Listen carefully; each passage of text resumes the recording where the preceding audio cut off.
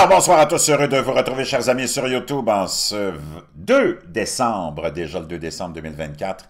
19h07, heure du Québec. Merci à ceux qui sont abonnés, ceux qui ne le sont pas, faites-le maintenant. Merci à ceux qui vont m'envoyer des liens et des messages, toujours pertinents et intelligents et très appréciés. Merci à ceux qui vont partager la vidéo, commenter la vidéo et écraser le petit pouce en l'air. Ça y est, chers amis, on est dans un moment extraordinaire. On vit une époque fantastique. On est vraiment chanceux d'être là. À partir du 20 janvier 2025, le vrai reset pour les États-Unis, mais aussi pour le monde occidental, va s'effectuer avec l'entrée au pouvoir de Donald Trump et d'une équipe extraordinaire. Tu as l'impression de vivre dans un film de super-héros à Hollywood.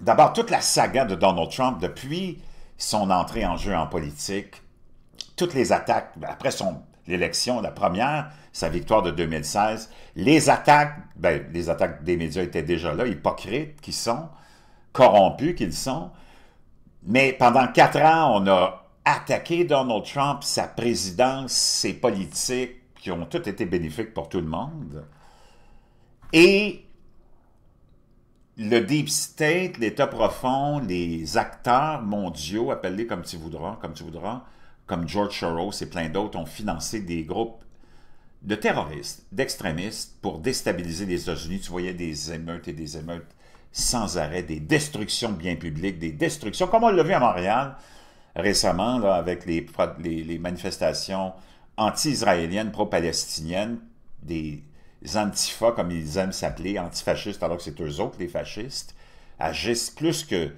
de façon fasciste, agissent de façon criminelle et sont toujours exempts de quelques conséquences que ce soit par nos forces de police qui sont honnêtement pitoyables.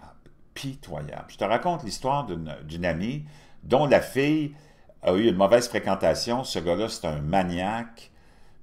Elle l'a revu il n'y a pas longtemps, il y a quelques jours, ce fou-là. Elle est allée chez lui après être sortie. Et naturellement, il a voulu ce qu'il voulait, avoir du sexe. Elle n'a pas voulu en donner. Elle est partie. Elle avait trop bu. Elle a pris, comme elle était quand même assez responsable, un taxi. Elle a laissé sa voiture là. Lui a pris la voiture. Il l'a envoyée parce que c'est un remorqueur avec des chaînes. Il a attaché des chaînes après la voiture. Il l'a mis dans le milieu de la rue. Il a appelé sa mère. Il a traité sa mère de tous les noms. Il a proféré des menaces aussi que tu pourrais qualifier d'assez claires, nettes et précises. Ils ont appelé les policiers. Les policiers ne sont même pas allés le voir, n'ont même pas bougé. Là, on est au Québec, là. Puis on essaie de laisser croire que, oh mon Dieu, nous autres, le gouvernement, puis la petite gauche, puis ta société, on est tellement là pour toi, de protéger les femmes, protéger les femmes. Quoi? Ils l'ont laissé à elle-même. Ils lui ont dit, OK, on va te laisser 24 heures pour que tu puisses aller chercher ta voiture. Là, on ne te donnera pas de contravention. Le gars, il a fait des menaces. Il a agi comme ça. Puis les policiers ne se sont même pas déplacés. Ils n'ont même pas fait un rapport de police. Are you effing kidding me? Ça va prendre plus que ça pour sauver le Québec. Mais dans l'ensemble, il y a un reset qui va se faire. Le gros bon sens revient. Tu as l'impression d'être dans un film avec des super-héros. Donald Trump est entouré parce qu'on a vécu 4 ans d'enfer aux États-Unis, mais nous autres aussi parallèlement à ça, parce que les États-Unis, c'est encore le pays le plus influent au monde, en tout cas dans le monde occidental. Et on a vu ce qu'on nous a fait subir pendant la pandémie. Ça originait tout ça du CDC, de Anthony Fauci, toutes ces espèces de décisions qui n'étaient pas basées sur la science, mais plus sur le vaudou. On nous a fait vivre l'enfer, on a détruit l'économie, on a éliminé la classe moyenne définitivement, il n'y a plus rien qui est achetable, les maisons sont inaccessibles pour tout le monde, les taux d'intérêt ont augmenté, ça a mis un fardeau incroyable, non seulement sur la dette du gouvernement, mais sur l'individu, et ses dettes personnelles, et la dette du gouvernement qu'on est obligé de payer. L'inflation a explosé, puis c'est pas contrôlé, c'est toujours plein de mensonges. Hein? Les médias sont pleins de mensonges, puis on va aller écouter un des plus grands mensonges, OK, de l'histoire moderne. Mais avant d'aller l'écouter, je veux juste terminer là-dessus. En tout cas, les Américains ont vécu, ont su c'était quoi après avoir vécu 4 années avec Donald Trump comme président et 4 années avec un président marionnette, là, complètement sénile, et une vice-présidente toujours en état d'ébriété, donc qui était juste un autre pantin, on a vu qui a vraiment dirigé, c'est vraiment le Deep State qui a dirigé. Le vrai gouvernement américain, depuis 4 ans, c'est le Deep State sataniste, le Deep State diabolique, dépravé. Tu as vu tout l'agenda qu'on a avancé, c'était complètement hallucinant, c'est complètement fou. Mutilation génitale pour les enfants, bloqueurs de puberté, les femmes, les hommes dans les vestiaires de femmes, les hommes dans les toilettes de femmes, les hommes dans les sports de femmes, le DEI, on a nommé des trans partout avec l'administration. Moi, j'ai rien contre cette orientation que tu peux avoir, contre ces choix, j'ai rien contre les choix sexuels que tu peux faire, mais ça demande des choix sexuels. Tu peux pas dépraver une société entière pour faire avancer un agenda parce que tu veux détruire la jeunesse. Parce que dans le fond, c'est ça le but, c'est de détruire la jeunesse. Parce que c'est les jeunes qui sont enveloppés parce qu'ils écoutent les lunatiques d'Hollywood, les lunatiques de leurs artistes préférés, les lunatiques des réseaux sociaux, puis les lunatiques de politiciens comme Justin Trudeau, Emmanuel Macron, puis Kamala Harris. C'est la jeunesse qu'on détruit. C'est pas un homme de 55 ans qui va dire soudainement « je deviens un trans », là. C'est toute la jeunesse qu'on est en train de corrompre, puis qu'on est en train d'éloigner des valeurs. Mais tout ça est en train de changer. Parce que tu as ton équipe de super-héros qui est arrivée. Parce qu'on a vu ce que c'était. C'était l'effondrement total. C'était la fin de notre monde à nous autres, là. Puis notre monde à nous autres, ça inclut les musulmans, ça inclut les juifs, puis toutes les races, puis toutes les orientations sexuelles aussi. Mais il faut que ça demeure juste ton choix sexuel. Comme nous autres, les hétéros, on vit notre sexualité dans notre chambre. Là. On ne se promène pas avec des pancartes pour dire qu'on aime baiser avec les femmes, là, puis qu'on aime les chats, puis qu'on aime... Non, on fait nos affaires comme tu devrais faire tes affaires. Puis tout le monde serait heureux.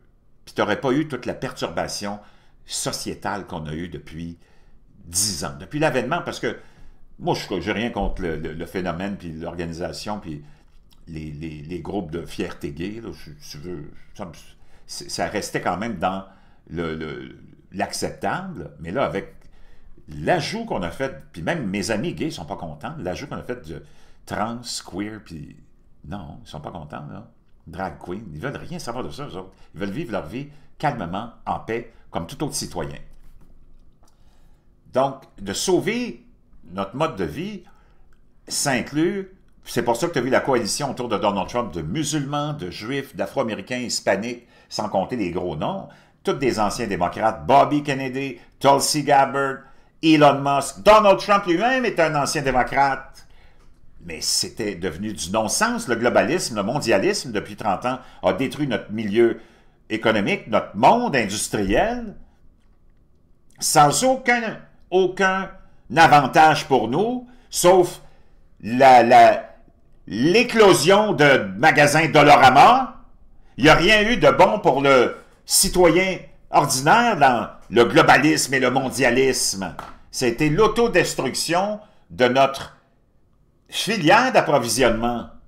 Maintenant, tu dépends de pays avec qui peut-être tu vas aller en guerre. C'est complètement insensé.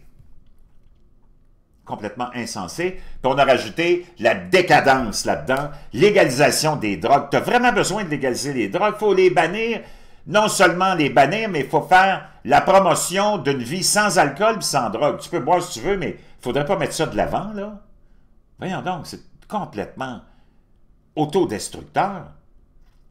Et là, tu as cette équipe-là formidable qui arrive après 4 années de démence totale, dirigée par le complexe mondial directement, parce que Joe Biden, tu l'as vu, c'est pas un président qui était lucide, c'est pas lui qui décidait de quoi que ce soit. Puis Kamala Harris, c'était toujours, quand ta voix est toujours en état d'ébriété, on va aller en voir un extrait en plus ensemble, c'est complètement fou. Donc, moi, je suis ni ceci, ni cela, moi, je suis pour... comment dire, la sauvegarde de la rationalité puis de de l'humanité. Simplement, si tu t'en vas dans tous les autres pays de l'hémisphère sud ou même de l'Amérique centrale, Enlève l'Occident, l'Occident qui est une espèce de grosse tumeur. Tout ce monde-là vivent leur vie normalement avec les bases de la vie, de la biologie, de la science, de la famille, de la promotion des enfants, de la promotion... D'ailleurs, on va aller voir une publicité incroyable. Il y a tellement de choses que je vais te partager que tu n'aurais pas pu imaginer avant la victoire de Donald Trump, parce que la victoire de Donald Trump, c'est une victoire éclatante qui a réuni tout le monde. Parce que c'est ça la beauté de l'Amérique et des États-Unis surtout, c'est que c'est un pays qui est pour tout le monde. Alors qu'avec les 4 années de Biden, ce n'était pas un pays qui était pour tout le monde. D'ailleurs, le FBI et la CIA te l'ont fait savoir. Parce qu'ils sont allés faire une chasse aux sorcières à tous ceux que tu peux étiqueter de conservateurs.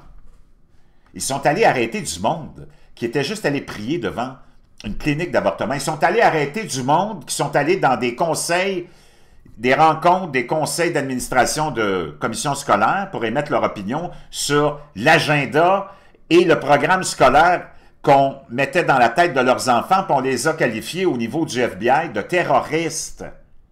Are you effing kidding me? La présidence de Joe Biden, ça a été la plus destructrice,